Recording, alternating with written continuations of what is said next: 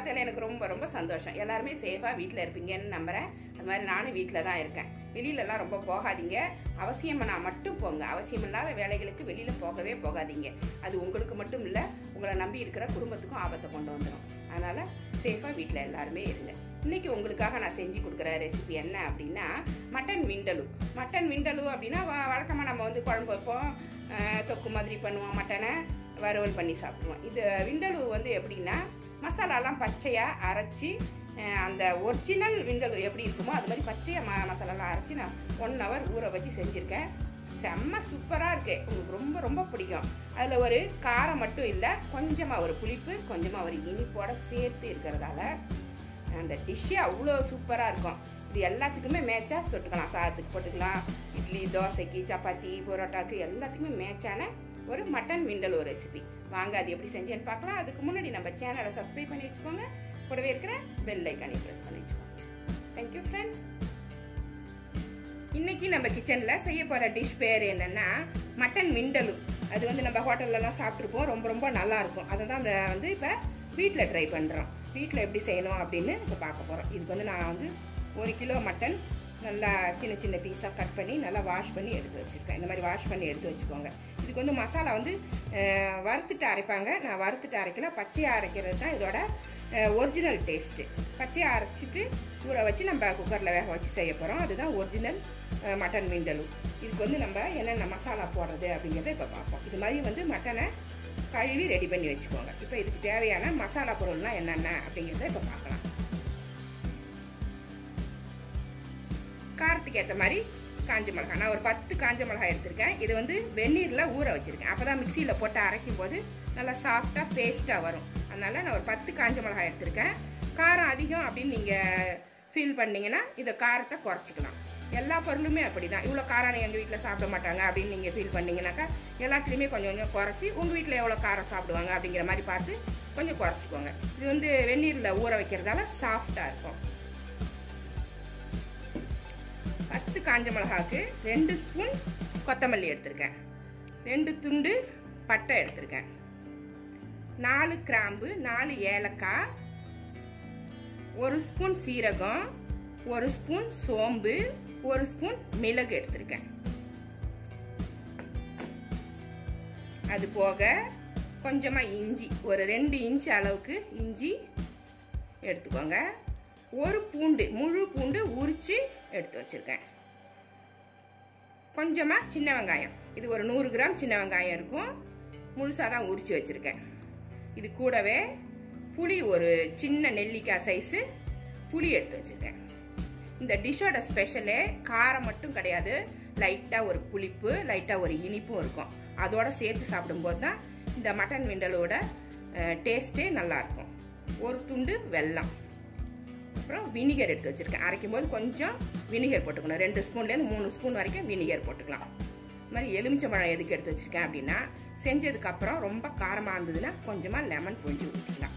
இதுதான் தேவையான பொருள். இப்போ நம்ம இதை எல்லாத்தையுமே வதக்காமல் மிக்சியில் அரைச்சி எடுக்க போகிறோம். மிக்சி ஜாரில் இந்த காஞ்ச மிளகாவை போட்டுருவோம்.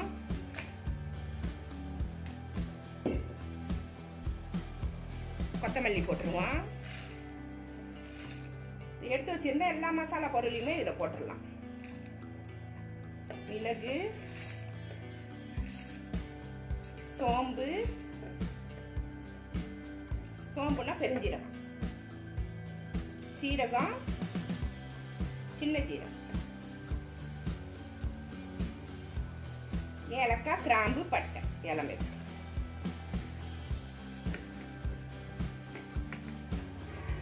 அடுத்தது எடுத்து வச்சிருந்த சின்ன வெங்காயம், 100 கிராம் சின்ன வெங்காயம், பூண்டு, இஞ்சி, ஒரு துண்டு வெல்லம், சின்ன துண்டு தான் வெல்லம், இந்த புளி,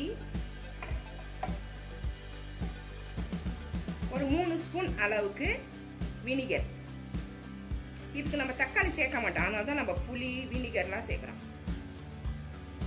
தக்காளி சேர்த்தா காரத்தை கம்மி பண்ணும், அதுக்கு பதில் நம்ம புளிலாம் சேர்க்க போகிறோம்.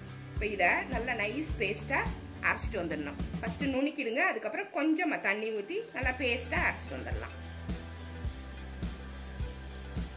மசாலா ரெடி ஆயிடுச்சு. இந்த மாதிரி நல்லா நைஸ் பேஸ்ட்டாக அரைச்சிட்டு வந்துடுங்க, சூப்பராக இருக்கும். இதை அப்படியே மட்டனில் போடுறேன்.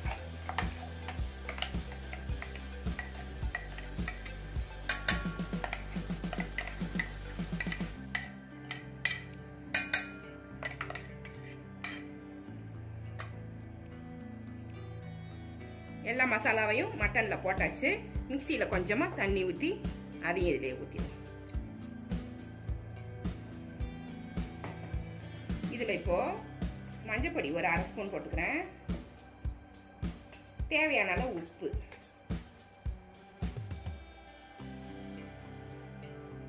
கொஞ்சமாக போட்டுட்டிங்கன்னா கூட வறுக்கும்போது பத்தலைன்னா போட்டுக்கலாம். அடுத்தது கருவேப்பிலை. இது நம்ம தோட்டத்து கருவேப்பிலை.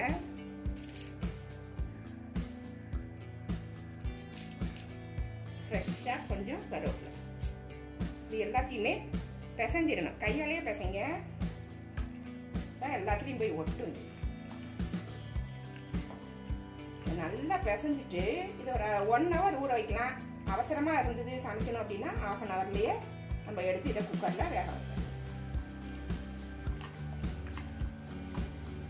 வானலில் செஞ்சோம்னா சீக்கிரம் வேகாது மாட்டேன். சிக்கன் இதை மாதிரி ட்ரை பண்ணிங்கன்னா வானலில் அப்படியே தாளிச்சு கொட்டிடலாம், குக்கரே தேவைப்படாது.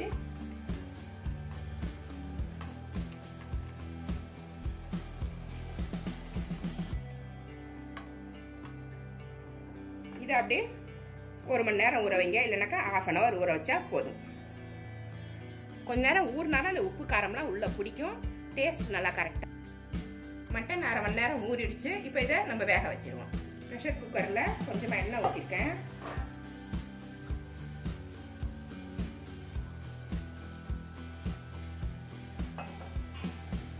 ஊற வச்ச மட்டனை இதில் போட்டு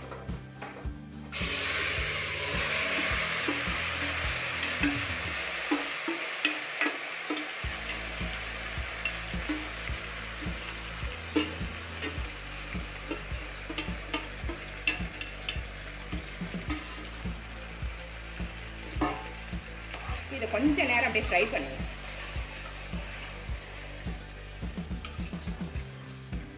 ஒரு 2 நிமிஷத்துக்கு ஃப்ரை பண்ணிட்டு அதுக்கப்புறம் நம்ம குக்கர் மூடியை போட்டு மூடிடுவோம்.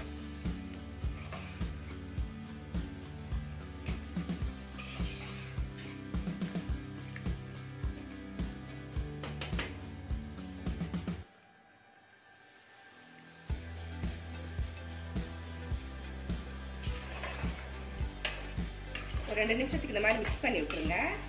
மிக்ஸ் பண்ணி விட்டுட்டு ஒரு 1/2 டம்ளர் தண்ணி ஊற்றிக்கிறேன். கொஞ்சம் அதிகமாக ஊற்றணும்னு உங்களுக்கு தோணுச்சுன்னா ஊற்றிக்கலாம். நான் ஒரு 1/2 டம்ளர் மட்டும் ஊற்றுறேன். ஏன்னா ரொம்ப குழம்பாயிடுச்சுன்னா சீக்கிரம் வத்தாது.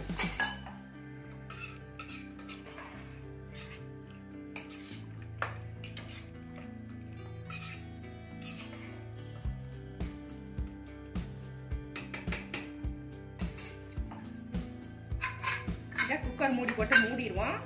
ஒரு 4 விசில் வச்சு எடுக்க போகிறேன் நான். கையில் ஒரு விசிலும், சிம்மில் ஒரு 3 விசில் வச்சுக்கோங்க. 3 இல்லைனா 2 வைங்க, வெந்து போயிடும். இல்லைனாக்கா உங்களுக்கு எப்படி வேக வைக்கணுமோ வேக வச்சுக்கோங்க. என்னோட குக்கரில் அப்படி தான் வேகும். அந்த டைப்பில் நான் வேக வச்சு எடுக்கிறேன்.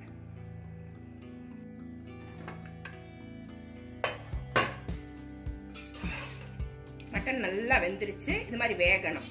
நல்லா ஒரு திக்கு கிரேவி மாதிரி நம்மளுக்கு கிடச்சிருக்கு. இப்போ நம்ம தாளிச்சிடலாம். தாளிச்ச உடனே ரெடி ஆயிடும். அவ்வளோதான்.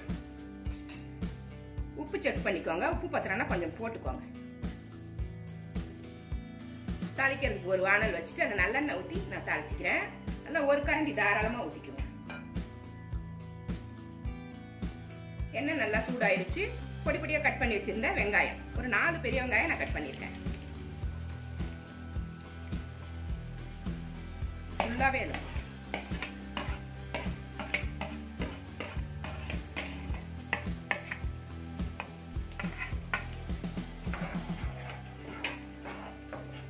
நல்லெண்ணெய் தான் ஊற்றணும் அப்படின்னு கிடையாது. நல்லெண்ணெய் ஊற்றி சமைக்கலாம். இல்லைனாக்கா தேங்காய் எண்ணெய் கூட நல்லா இருக்கும். இதுக்கு இந்த டிஷ்க்கு தேங்காய் எண்ணெய் சூப்பராக இருக்கும்.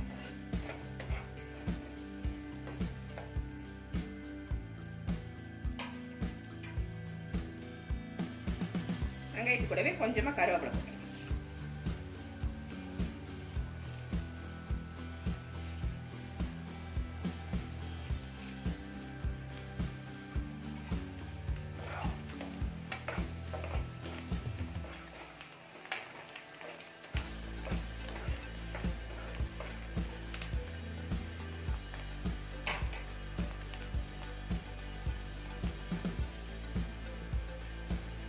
வெங்காயம் நல்லா வதங்கிடுச்சு. இப்போ இந்த கிரேவியை இதில் ஊற்றிடலாம். மட்டன் வேக வச்சுருந்தோம் பார்த்தீங்களா, அந்த கிரேவியை வெங்காயம்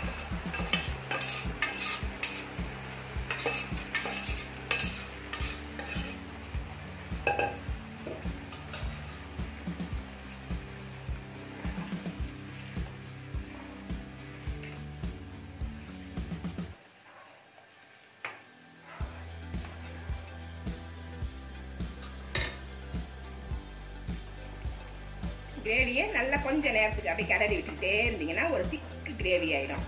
டேஸ்ட்டு சூப்பராக இருக்கும். காரம் அதிகமாக இருக்கிற மாதிரி இருந்துச்சுன்னா கொஞ்சம் லெமன் போட்டுக்கலாம். ஒரு அரை மூடி லெமன் போட்டுக்கலாம்.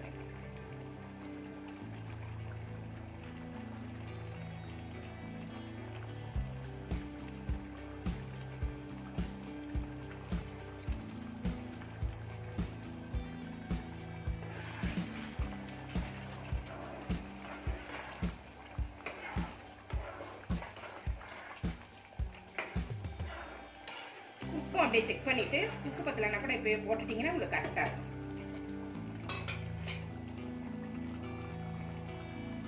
மூடி போட்டு மூடிட்டு நடுவில் கொஞ்சம் நேரம் கிளறி விட்டுட்டே இருக்கலாம். ஒரு திக்கு கிரேவி உங்களுக்கு எப்படி பிடிக்குமோ அந்த டைப்புக்கு வர்ற வரைக்கும் நம்ம இதை வச்சு தான் எடுக்கணும். மட்டன் விண்டலும் சூப்பராக ரெடி ஆயிடுச்சு. இதான் சரியான பக்குவமாக இருக்கும். இப்படி எடுத்தீங்கன்னா நீங்கள் வந்து புரோட்டாவுக்கு தொட்டுக்கிறதுக்கு, சப்பாத்திக்கு, சாதத்துக்கு எல்லாத்துக்குமே நம்ம சாப்பிட்றதுக்கு நல்ல கரெக்டாக இருக்கும். கிரேவியும் கிடைக்கும். செம்மையாக இருக்கு பாருங்க. நல்ல டேஸ்ட்டும் அருமையாக இருக்கு. புளிப்பு, லைட்டாக ஒரு இனிப்பு, காரம் எல்லாமே நல்லா இருக்கு. இப்போ லாஸ்ட்ல நம்ம கொத்தமல்லி புதினா தூவிடுவோம்.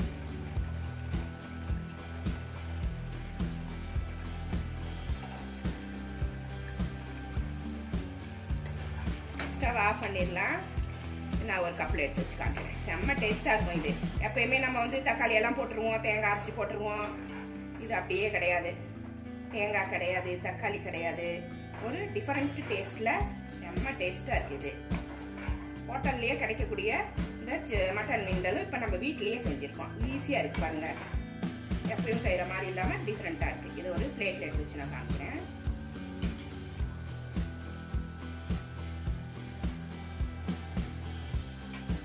கலரே சூப்பராக இருக்கு பாருங்க. நல்லா ஆந்திரா மெஸ்ஸில் கொடுப்பாங்க இந்த மாதிரி. உங்களுக்கு அந்த பிளேட்டில் கொண்டு வந்து வைக்கும் போதே அவ்வளோ நல்லா இருக்கும். சாப்பிட்றதுக்கு ரொம்ப ரொம்ப பிடிக்கும் நம்மளுக்கு.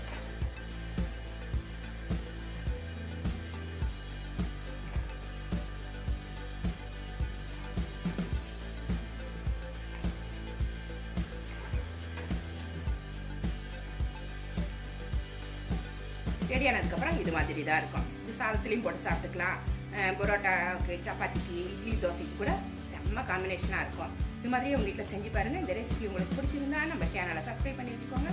கூடவே இருக்கிற பெல் ஐக்கானையும் ப்ரெஸ் பண்ணி வச்சுக்கோங்க. லைக் பண்ணுங்கள், ஷேர் பண்ணுங்கள், கமெண்ட் பண்ணுங்கள். இவ்வளோ நேரம் என்னோட வீடியோவை பார்த்தா எல்லாருக்குமே நன்றி. Thank you friends.